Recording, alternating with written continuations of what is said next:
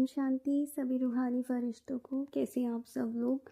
Hope so कि सब बहुत अच्छे हैं। अपनी अव्यक्त मुरली सीरीज़ में आज हम पढ़ने जा रहे हैं 1 फरवरी 1971 की मुरली, जिसका टाइटल है ताज, तिलक और तख्त नशीन बनने की विधि।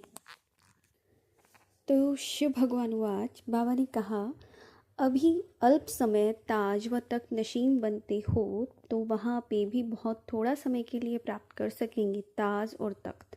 अल्प का मतलब थोड़े समय के लिए। और पहला तो ये पता होना चाहिए कि कौन से ताज की और कौन से तख्त की बात कर रहे हैं। तो ये ताज है हमारा प्योरिटी की लाइट का ताज, और तख्त कौन सा? बाप दादा का दिल तख्त। तो यहाँ पर भी अगर तुम थोड़ा टाइम करोगे ना तो वहाँ पर भी थोड़े टाइम के लिए मिलेगा। और बहुत से ऐसे हैं कि मिलता है उतार के रख देते हैं। स्थूल में भी अगर ज़्यादा उनको इस चीज़ का मतलब प्रैक्टिस नहीं है या आदत नहीं है लगाने की, रखने की, तो वो अभ्यास नहीं है कहने का मतलब, तो उठा के रख देते हैं। और कुछ लोगों को तो ज़रूरत ही नहीं है, कुछ तो लगाते ही नहीं है, तो बहुत से ऐसे भी हैं। यहाँ पर भी जो जो हरकतें हम करते हैं उससे समझ जाना चाहिए कि भविष्य क्या होगा। तो जब मुरली क्लास में सबसे पूछा जाता है क्या बनेंगे, तो बड़ा खुश हो के सब मुंह खोल के बोलते हैं राजा रानी। ठीक है, क्या बोले बनेंगे? लक्ष्मी नारायण।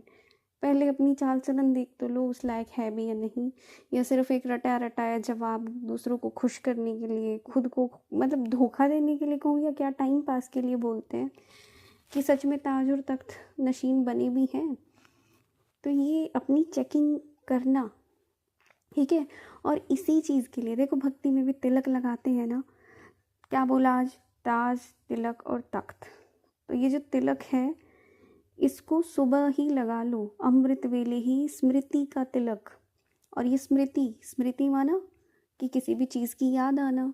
तो अपने आप को याद दिला दो, सुबह सुबह ही तिलक लगा दो कि मैं कौन, मैं पवित्र आत्मा, मैं कौन, मैं मास्टर सर्वशक्तिमान, मैं कौन, शिव पिता के संतान। तो ये सारे तिलक ना सुबह अमृत वेले से ही शुरुआत कर दो।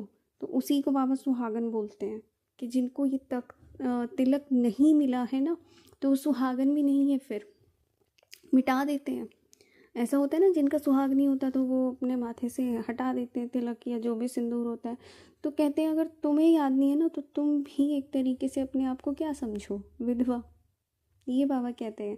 तो बाबा कहते हैं सदैव 2 बातें कर्म करते हुए याद रखो, फिर ऐसी प्रैक्टिस हो जाएगी कि जो किसके मन में आए हुए संकल्प को ऐसे कैच करेंगे जो मुख से की हुई बात सरल रीति से कैच कर सकते हो। मतलब इसको कहा जाता है टेलीपैथी। सामने वाले ने सोचा, तुमने कैच कर लिया। ये भी एक साइंस है। Everything is science. देखो ऐसा कहा जाता है, आज का जादू कल का साइंस है।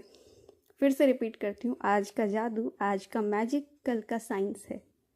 तो कहने का मतलब जिन चीज़ों को तुम आज नहीं जानते हो, जिन चीज़ों के बारे में नहीं पता है, या वो मैजिक लगता है, ये तो जादू है, तो वो अंधविश्वास नहीं है, वो एक साइंस है जिसको तुमने अभी एक तरीके से डिस्कवर नहीं किया है। और जिस दिन वो डिस्कवर हो जाएगी तो वो सबको पता ही लग जाएगा। ठीक है, तो ये बहुत गहरी बात है, मैं उसमें जाऊंगी नहीं, मैंने बोल दिया है। समझ जाना इस बात को, जिसको जितना समझ में आए। तो संकल्प से कैच कर जाना सामने वाला, उसके दिमाग में क्या चल रहा है। कि मुख से जो बात कहेगा ना उतनी रीति, ये मुख से किसी ने कहा वो तो पहचान लेते ना, बिल्कुल उतना इजी कैच करोगे तुम, उतना इजी। तो बाबा ने कहा है मास्टर सर्वशक्तिमान को ताज या तख्त धारण करना भी नहीं आता क्या?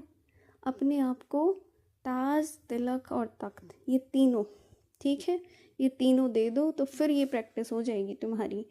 तो यह भी बाप की समानता के समीप जाने से, जो बाप जैसे ब्रह्मा बाप के समान बन जाएंगे, मन के संकल्प ऐसे कैच कर सकेंगे जैसे मुख द्वारा वाणी। इसलिए सिर्फ अपने संकल्पों की मिक्सचैरिटी नहीं होनी चाहिए, हमें मिक्स नहीं करना है अपने खुद के संकल्पों के ऊपर हमारी होनी चाहिए कंट्रोलिंग पावर। और अगर कंट्रोलिंग नहीं होगी तो फिर तुम नहीं कर सकते हो। ठीक है, तो सदैव ये स्मृति में रखो कि मैं हर समय, हर सेकंड, हर कर्म करते हुए स्टेज पर हूँ। अगर ये बात हम रखेंगे ना तो फिर कंट्रोलिंग पावर भी आ जाएगी तुम्हारे अंदर, क्योंकि उस समय अपनी हरकतों को बड़ा कंट्रोल में, अगर स्थूल में भी देखो, तुम्हें स्टेज पे बैठा दिया जाए और सामने तुम्हारे भर भर के जनता बैठी है, तो उसके सामने तुम ऊटपटांग हरकतें करने की कोशिश नहीं करोगे, ठीक है। तो क्योंकि पता है सबकी नज़रें, सबकी आंखें तुम्हारी तरफ है कि भाई तुम बार बार सिर खुजला रहे हो, ठीक है, या हाथ से कोई ऐसा गेस्चर कर रहे हो, पैर हिला रहे हो, इधर उधर बार बार कर रहे हो, ये कोई भी ऐसी एक्टिविटी कर रहे हो, नहीं करोगे उस टाइम पे, क्योंकि पता है तुम्हें देखा जा रहा है, अटेंशन रहता है ना।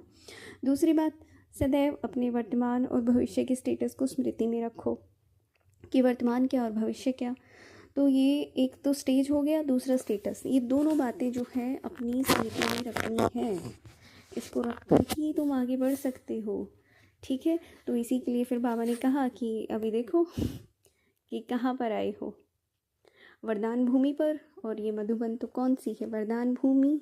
तो वरदान भूमि पर आकर वरदाता से व वरदाता द्वारा निमित्त बनी हुई आत्माओं से जितना जो वरदान लेना चाहे ले सकते हैं, जितना चाहे। बाबा ने देखो ये कहा है, मतलब कोई भी आपके ऊपर बाउंडेशन नहीं है, आपके ऊपर है। वायुमंडल में पवित्र चरित्र भूमि में वरदान तो भरा ही हुआ है, लेकिन निमित्त बनी हुई श्रेष्ठ आत्माओं से कैसे लेंगे वरदान, बोलो।